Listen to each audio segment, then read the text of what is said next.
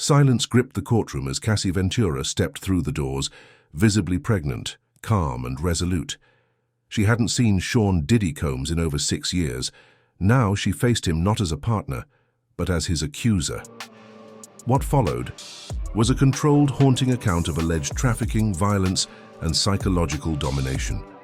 This isn't tabloid drama. This is a courtroom reckoning for one of the most powerful men in music. If this is what's coming out now, imagine what's still ahead. Click subscribe. This is far from over. The courtroom went still as the doors opened.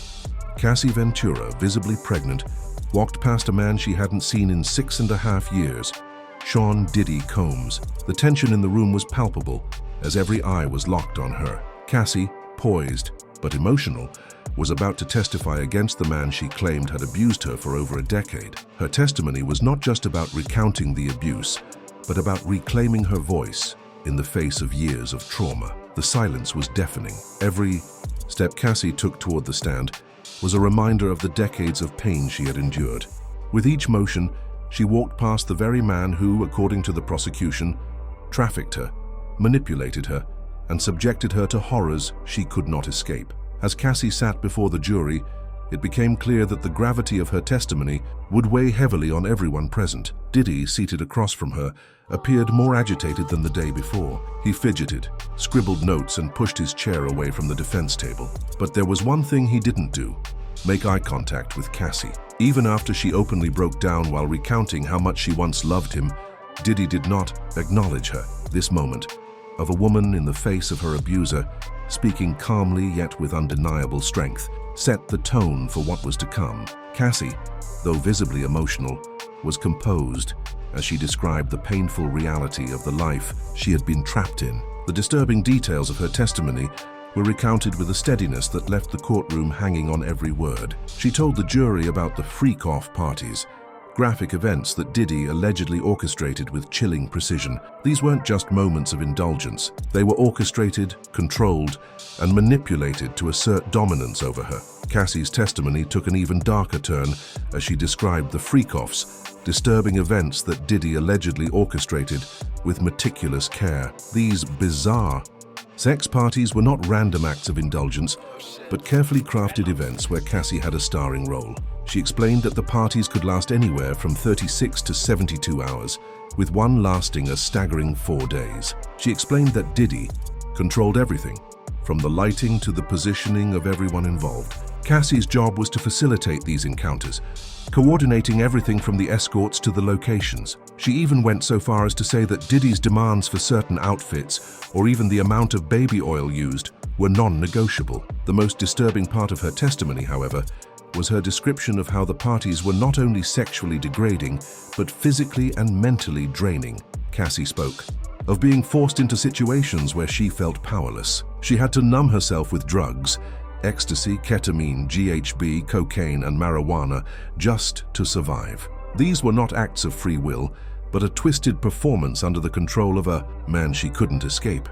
Cassie didn't just testify about physical abuse. She spoke at length about the psychological control Diddy exerted over her life. She recounted how he would constantly monitor her actions, whether through text messages, calls, or through his security team. Diddy was never far from her life, keeping a tight grip on every aspect of her existence. If she stepped out of line, the consequences were severe. She described how even the slightest change in her appearance, like not dressing the way he wanted or having her nails done in a specific way, would set him off. But it wasn't just physical appearances he controlled. Cassie explained how Diddy even dictated how she should feel and behave during the freak-offs. She was expected to perform to his standards, no matter the cost to her emotional well-being. Cassie also spoke of how Diddy would use blackmail as a tool of control. Many of the freak-offs were filmed, and Cassie lived in constant fear that these recordings could surface, ruining her life if she disobeyed him. One of the most harrowing parts of Cassie's testimony was when she recounted an incident in 2016 at a hotel in California. Cassie explained that just days before her first major movie premiere, Diddy became violent during one of the freak-offs. She claimed that Diddy gave her a black eye, and the only thing she could think of was escaping safely. The prosecution pressed her, asking how many times Diddy had physically thrown her to the ground. Her answer was chilling. Too many to count. This wasn't an isolated incident. It was part of a pattern of abuse that spanned years. Cassie's bravery in recounting these moments of violence spoke volumes about the strength it took to survive. For Cassie, every day was a battle. She didn't just fear physical violence, she feared what would happen if she tried to escape Diddy's control. During her testimony, she explained how Diddy's security team would hunt her down if she left. Every time she attempted to break free, he would use his influence and resources to bring her back under his control.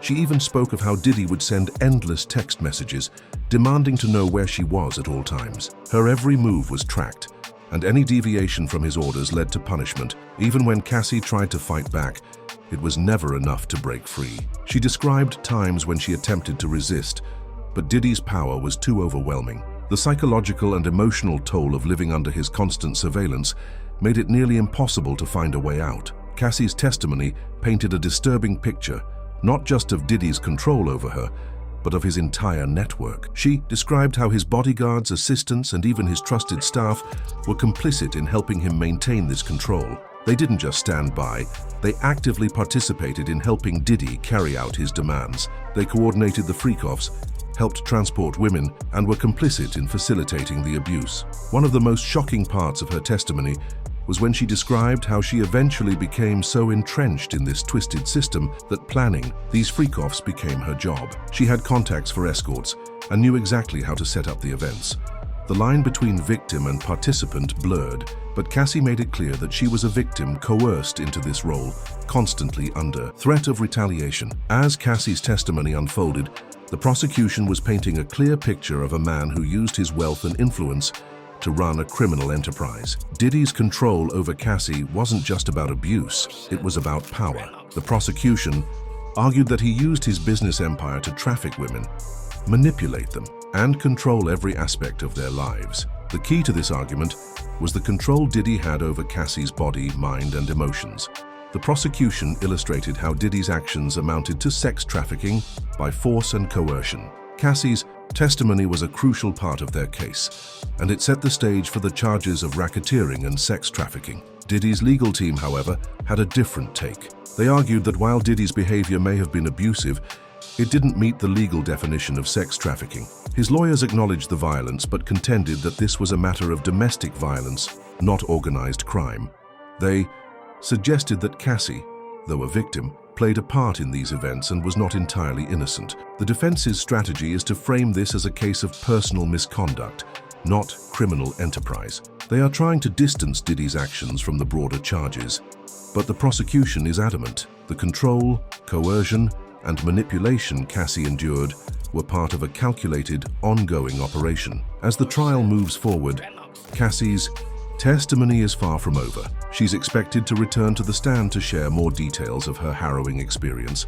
The jury will need to decide whether Diddy's actions constitute a criminal enterprise and whether he should be held accountable for the pain he inflicted on Cassie and others. This trial is set to last several weeks and the world is watching closely. As the case develops, the public will learn more about the true extent of Diddy's actions and whether the justice system will hold him accountable for the years of abuse that Cassie has bravely shared with the world. Cassie's testimony painted a disturbing picture not just of Diddy's control over her, but of his entire network. She described how his bodyguards, assistants, and even his trusted staff were complicit in helping him maintain this control. They didn't just stand by.